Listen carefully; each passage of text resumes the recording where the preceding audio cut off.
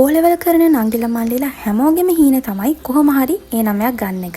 ඉතින් මම ඕලෙවල් කරන කාලේ ෆලෝ කරපු ස්ටඩි ටිප්ස් අද ඔයාලත් එක්ක ෂෙයා කරගන්නවා.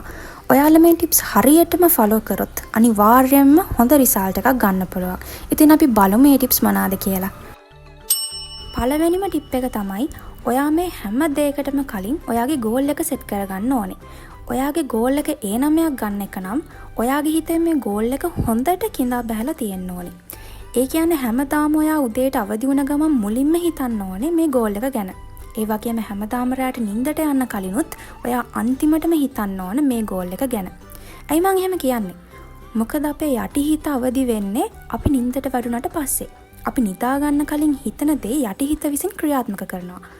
ඔයා අද රෑ නිදා ගන්න කලින් මම කොහොම හරි එනමයක් ගන්නවා කියලා හිතුවොත් හෙට උදේ ඉඳලම ඔයාට ඒ ගෝල් එකට යන්න අවශ්‍ය කරන ශක්තිය ඔයාගේ යටි හිත විසින් ඔයාට ලබා දෙනවා.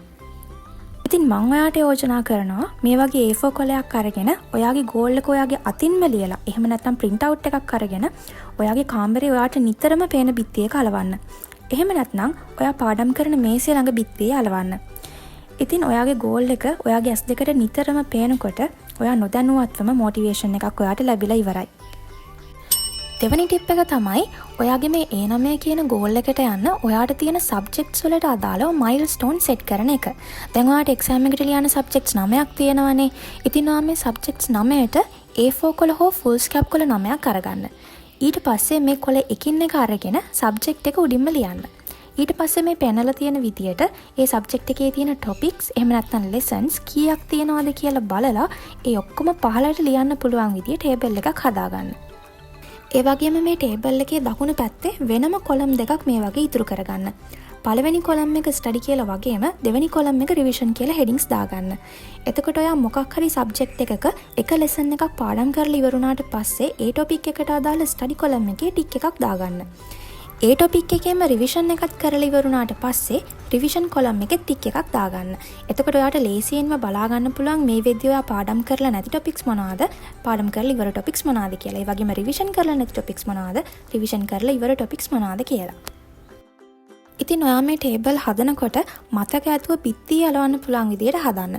මොකද ඔයා A4 ෂීට් එකේ ඩබල් සයිඩ් මේ ටේබල්ස් හැදුවොත් බිත්තිය අලවන්න බැරි වෙනවා.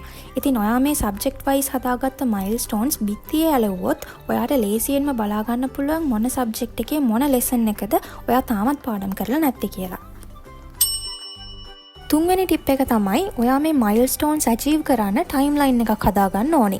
දැන් ඔයා O level කරන ස්ටුඩන්ට් කෙනෙක් නිසා මේ ටයිම්ලයින් එක ඔයාට කැමති විදියට හදලා හරියන්නේ නැහැ. මේකට ඔයා මුලින්ම ඔයාගේ සිලබස් එකේ සබ්ජෙක්ට්ස් වාර 3ට බෙදලා තියෙන විදිය බලා ගන්න ඕනේ. ඔයාට මේක ටීචර්ස් ගයිඩ් බුක් එකකින් බලා ගන්නත් පුළුවන්. දැන් ඔයා අර කලින් සබ්ජෙක්ට් වයිස් හදාගත්ත ටේබල්ස් වල පළවෙනි කොලම් එකේ මේ විදියට පළවෙනි වාරය, දෙවෙනි වාරය සහ තුන්වෙනි වාරය කියලා ටොපික්ස් ටික වෙන් කරගන්න. එතකොට ඔයාට බලා ගන්න පුළුවන් පළවෙනි වාරේ ඉවර වෙද්දී ඔයා ටොපික්ස් කීයක් පාඩම් කරලා තියෙන්න ඕනේද කියලා. මේ විදියට හැම සබ්ජෙක්ට් එකේම ටයිම් ලයින් එක බෙදලා වෙන් කරගන්න. ඊළඟට හතරවෙනි ටිප් එක තමයි ඔයාට අමාරුම සබ්ජෙක්ට්ස් මොනවාද කියලා හඳුනගන්න එක. මෙතනදී අපි මතක තියාගන්න ඕනේ දේ තමයි පන්තියේ පළවෙනිය වෙන බ්‍රයිට් කේස් එකට වුණත් අමාරු සබ්ජෙක්ට් එකක් අනිවාර්යයෙන්ම තියෙනවා. ඒ වගේම ඔයාගේ යාළුවට අමාරුම සබ්ජෙක්ට් එක ඔයාට අමාරුම සබ්ජෙක්ට් එක නොවෙන්න පුළුවන්. ඔයාට අමාරුම සබ්ජෙක්ට් එක තව කෙනෙක්ට අමාරු නොවෙන්නත් පුළුවන්.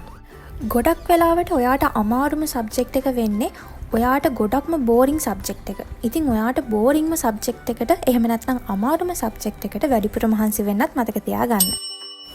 පස්වෙනි ටිප් එක තමයි ප්‍රමාණවත් නිින්දක් ලබා ගැනීම.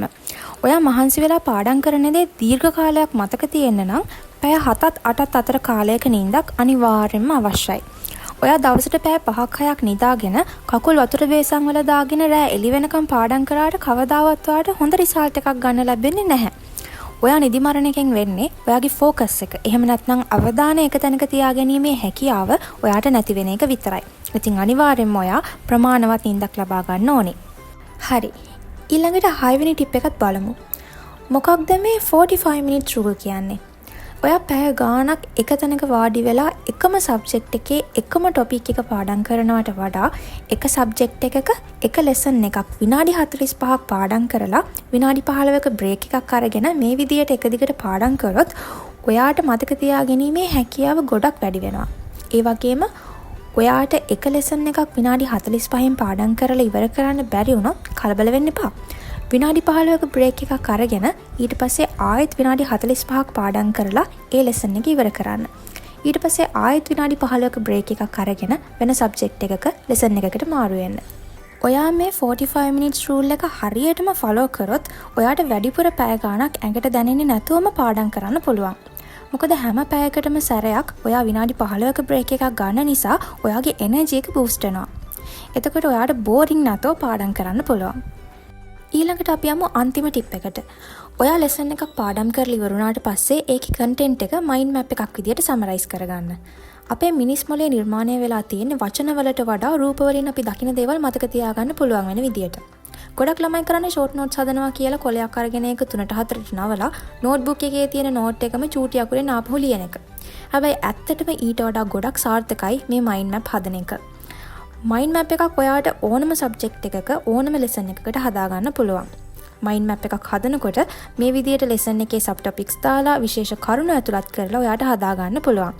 එතකොට මේ මයින්ඩ් මැප් එක දකිද්දි ඔයාට මේ ලෙසන් එකේ කන්ටෙන්ට් එක ඉබේටම මතක් වෙනවා.